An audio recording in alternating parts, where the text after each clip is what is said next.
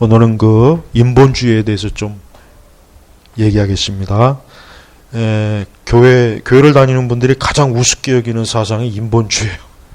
가장 우습게 여겨요. 하도 많이 들어보니까 인본주의? 그거 다 아는 거 아니야? 근데 사실 그렇지 않아요. 인본주의가 굉장히 어렵고 사실 뿌리가 깊습니다. 그래서 사실 인본주의 하나만 제대로 이렇게 알아도 다른 모든과 연관이 되기 때문에 사실 교회를 다니면은 인본주의에 대해서는 제대로 좀 공부를 할 필요는 있어요.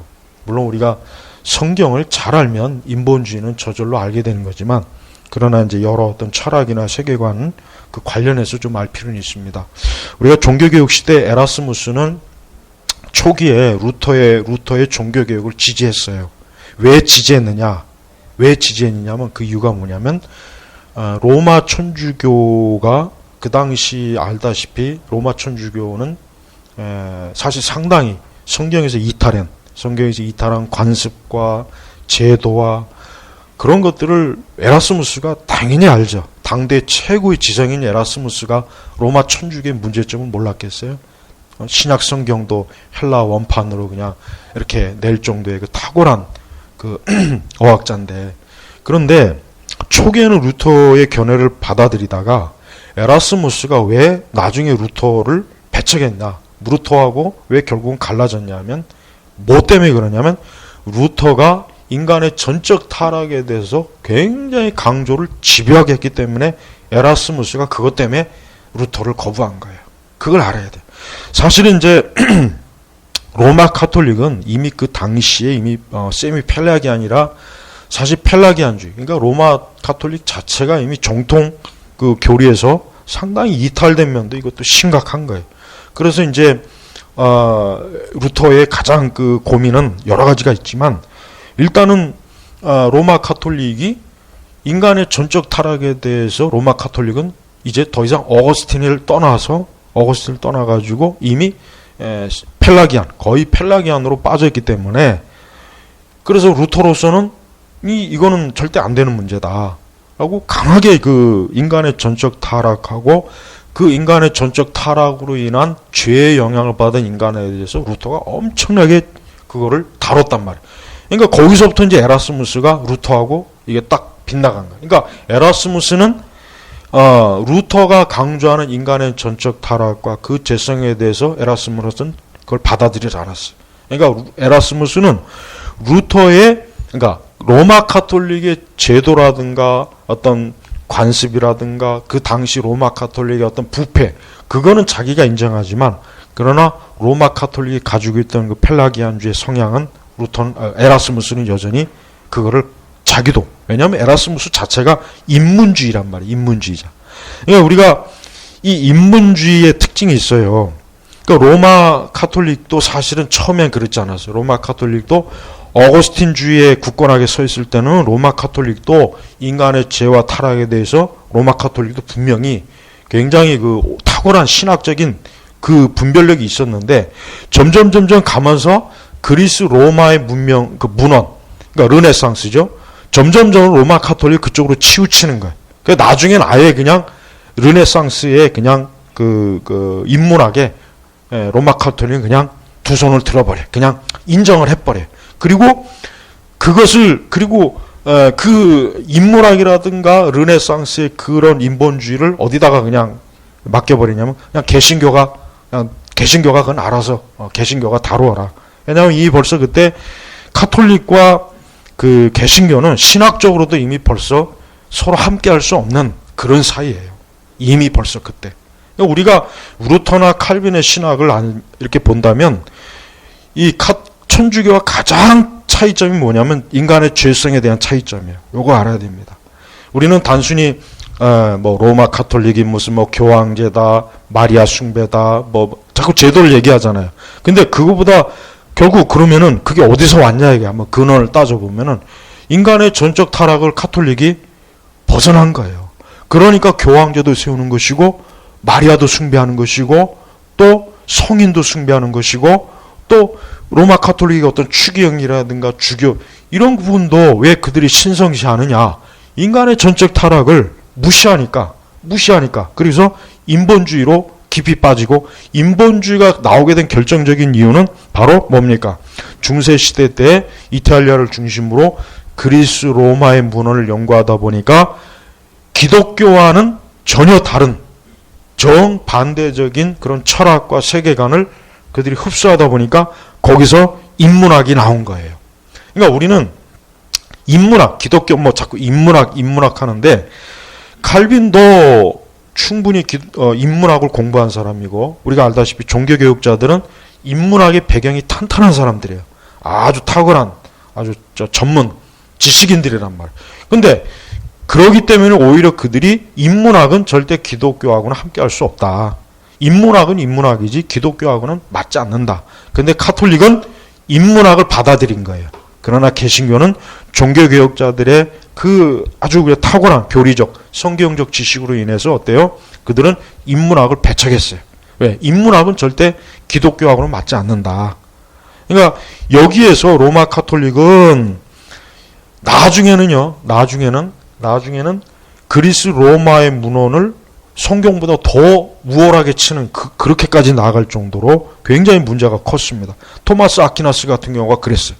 토마스 아퀴나스 같은 경우가 아리스토텔레스의 철학이 마치 성경보다 더 우월하다는 식으로 그 정도로 자꾸 헛소리할 정도로 굉장히 그 로마 카톨릭은 가면 갈수록 점점점 성경의 계시를 무시하고 인문학, 르네상스적인 그런 인본주의 그 어떤 철학과 지식에 더 매료가 된 거예요. 그래서 나중에는 로마 카톨릭은 전혀 인본주의라든가 거기에 대해서 이제 신경을 안 써요. 오히려 개신교가 계속해서 이제 종교개혁자들의 지적인 유산을 물려받아가지고 인본주의와 인문학에 대해서 계속 거리를 둔 거죠. 물론 뭐 지금이야 이제 완전히 무너졌지만 우리 개신교도. 그래서 결국은 인본주의라고 하는 것은 인문학에 뿌리를 둔 것이고 인문학은 그리스 로마의 인간 중심적인 세계관을 받아들인 거예요. 학문적으로. 그러면은 당연히 하나님 중심적인 교회, 기독교와 인간 중심적인 인문학과 그 인본주의가 서로 어떻게 짝을 이룰 수 있습니까? 절대 못 이루죠. 절대 못 이루는 거예요. 그럼 여기서 문제는 뭐냐면 로마 카톨릭은 여전히 계속해서 중세 이후로 중세 그 이탈리아를 중심으로 일어났던 르네상스를 계속해서 그걸 받아들이고 있어요. 지금도. 그러니까 이제 개신교가 문제. 개신교는 잘 오다가 종교개혁의 유산을 잘 받고 오다가 19세기부터 개신교도 결국은 어때요? 격길로 계속 나간 거예요. 그러니까 19세기에 이 신학이 가장 급속도로 변속된 시점이 19세기란 말이에요. 자유주의 신학 나오죠. 뭐 나오죠. 그러니까 그때 왜 그러느냐? 그게 바로 인본주의, 인문학의 영향을 받은 신학자들이나 기독교 철학자들이 기독교의 본질적인 그 교리를 쇠퇴시키고 거기에 인본주의를 가미시키니까 결국 나중에 가면은 기독교 자체도 결국은 어때요? 더 철저한 교리적, 그러니까 종교개혁 유산을 제대로 받지 못하고 그냥 보편적인 기독교로 이렇게 많이 무너진 거예요. 그래서 우리가 19세기를 보면은 19세기에는 기독교의 어떤 정통 교리도 여전히 있지만 19세기는 상당히 교리적으로 와야 되는 그 시기가 19세기가 결정적이라는 걸 알아야 돼요. 20세기가 아니라 사실은 19세기가 더 교리적으로 기독교 교리가 결정적으로 무너진 시기는 19세기입니다. 그나마 이제 19세기에 이제 복음주의 유산을 물려받아서 그나마도 20세기에 들어와서 근본주의가 있고 또 20세기 복음주의 뿌리가 거기로 이어지지만은 그러나 더 이상 종교개혁자들의 신학은 이제는 사실은 극히 이제는 소수의 흔히 얘기해서 이제 개혁주의권에서만 이제는 받아들이는 거예요. 그래서 우리가 로이드 존스나 제임스 패커나 영국의 복음주의자들이 그 종교개혁의 유산을 다시 이렇게 회복시킨다는 그 명목으로 굉장히 활발히 활동했죠. 근데 안타깝지만 그것도 이제는 내가 볼 땐 거의 그것도 역시 이제 쇠퇴했어요. 그것도 쇠퇴했어요. 왜냐하면 로이드 존스 같은 탁월한 어떤 그러한 사람이 안 나왔고 존 스토트 같은 사람은 존 스토트는 우리가 알아야 돼요. 존 스토트는 물론 탁월한 복음주의자이긴 하지만 그러나 존 스토트는 로마 카톨릭 그 다음에 넓은 복음주의 그 다음에 사회복음 이걸 다 아우르는 사람이에요. 그래서 존 스토트의 글을 읽어보면은 그가 말한 복음의 핵심은 맞아요. 그런 탁월한 성경 교사는 맞지만 그러나 결국 읽어보다 보면은 사회복음이라든가 기독교 사회운동, 그 다음에 에큐메니칼이 여전히 존 스토트는 그걸 호의적으로 받아들여. 그래서 존 스토트의 그런 부분은 상당히 거부감이 아주 강한 게 이게 사실이에요. 그런데 또 문제는 20세기의 복음주의는 존 스토트를 더 영향을 많이 받았어요. 로이드 존스는 분리주의자, 과격한 극단주의. 아주 로이드 존스는 당대 후대에 아주 영국에서도 굉장히 배척을 많이 받았습니다. 왜냐? 너무 막 지나치다. 너무 막 청교도 개육주의. 예, 좀 복음주의를 좀 이렇게 넓게 포용하고 빌리그레함도 좀 받아들이고 좀 쉽게 얘기하면은 에큐메니칼적인 복음주의를 좀 받아들여야 되는데 로이 존스는 단호하니까. 그러니까 꽉 막힌 사람. 옛날 사람. 고리타분한 옛날. 그러니까 로이 존스는 딱 이미지가 그렇게 박혀버린 거예요. 거기에 비해서 이제 존 스토트는 깨어있는 20세기에 어울리는. 그렇게 하다 보니까 20세기의 중반 이후부터 복음주의는 존 스토트 같은 사람이 이끌다 보니까 어때요? 지금 솔직한 얘기로 영국이나 서구에 보면은 우리가 알다시피 제대로 이게 정통 어떤 종교 개혁의 어떤 그런 흔적이 점점 없어져요. 그러니까 자꾸 교회 안에서 왜 복음주의자들이 인문학이 어쩌고 철학이 어쩌고 막 떠들어대잖아요. 그게 다 왜 그러느냐? 종교개혁자들이 딱 정해놓은 경계선을 딱 그어놨는데 인본주의, 인문주의, 우리 기독교 교리학 했는데 그거를 없애버리니까 결국은 기독교 안에 세속 인문주의와 인본주의가 교묘한 형태로 많이 들어온 거예요. 그래서 우리가 현재 알고 있는 복음주의는 엄밀하게 얘기하면은 너무 많은 불순물이 많이 껴 있어요.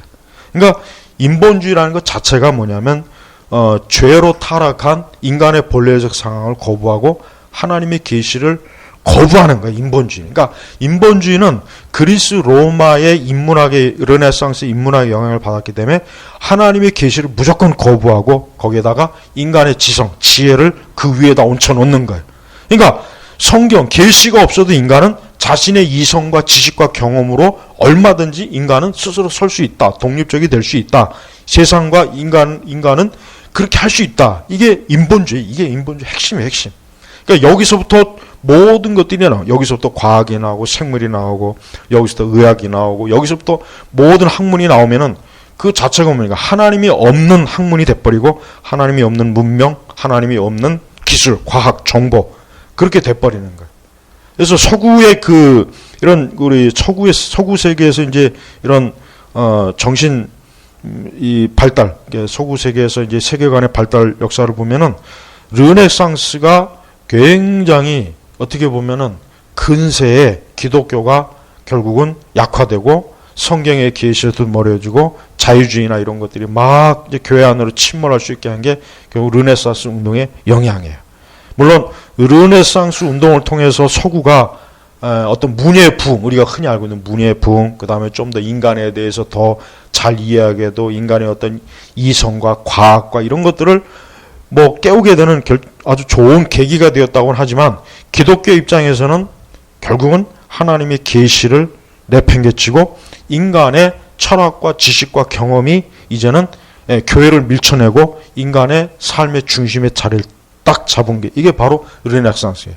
그리고 카톨릭은 그걸 받아들이고 그러나 개신교는 적어도 근세까지는 계속 배척한 거예요.